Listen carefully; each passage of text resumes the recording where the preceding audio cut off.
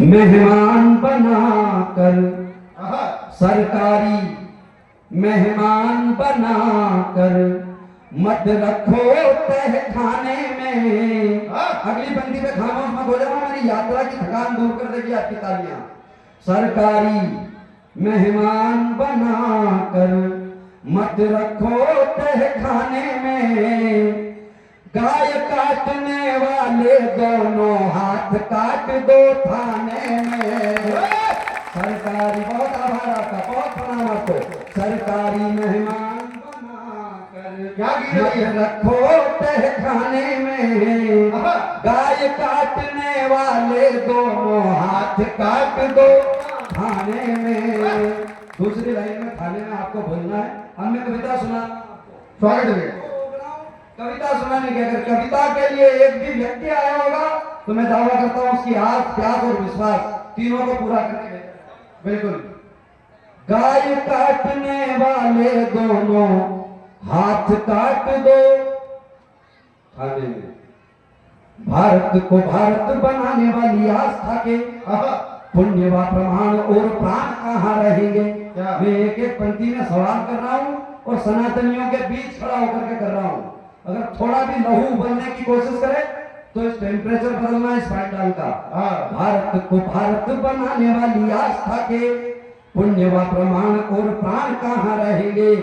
संविधान में विधान ना हो तो बनाया जाए, अन्यथा हमारे अरमान कहाँ रहेंगे। दान की परंपरा का सबसे प्रधान दान नदिया बेतारणी के यान कहाँ रहेंगे। और गाय के शरीर में ही करते निवास, जब गाय ही ना होगी भगवान कहाँ रहेंगे। आपका बहुत प्रणाम आपको। गाय के शरीर में ही करते निवास, जब गाय ही ना होगी भगवान कहाँ रहेंगे। पहली बार गौ माता ही गई थी भगवान को पृथ्वी पे आने का निमंत्रण देने। हम सब कथाएं सुन रहे हैं, हम सब ये जानते हैं पूज्य संतों की सन्निधि में रह करके इतना तो सीखे हैं। विप्रधेन सुर संत हित लीन मनुज अवतार। एक पंक्ति को सार्थक करता हूँ, आपकी चेतना चाहता हूँ।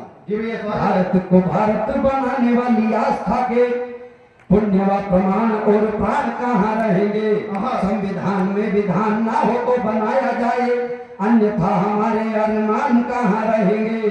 और दान की परंपरा का सबसे प्रधान दान नदिया बेतारणी के यान कहाँ रहेंगे। और गाय के शरीर में ही करते निवास, जब गाय ही ना होगी भगवान कहाँ रहेंगे। तो रही भूमिका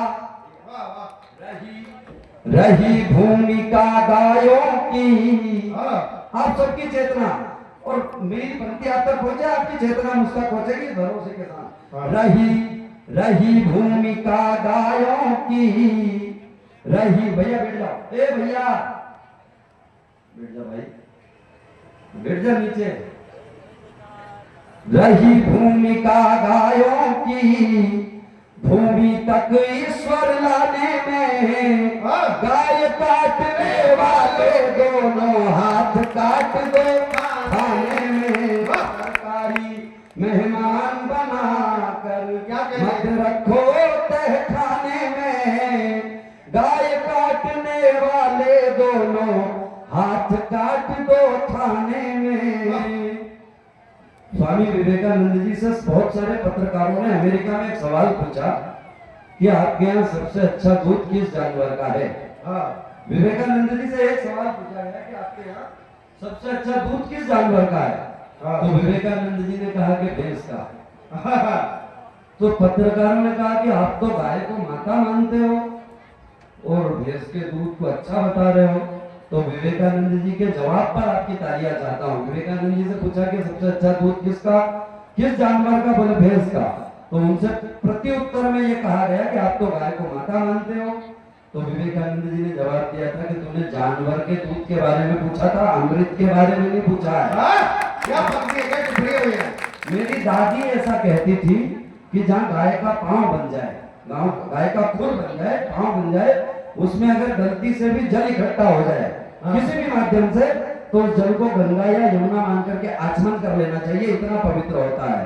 अब मैं आपके एक अहंकार को तोड़ता हूँ। 22 जनवरी को भगवान राम जी की प्रतिष्ठा करके इतराने वालों में 4 पंक्तियां पढ़ रहा हूँ गाय के सम्मान में।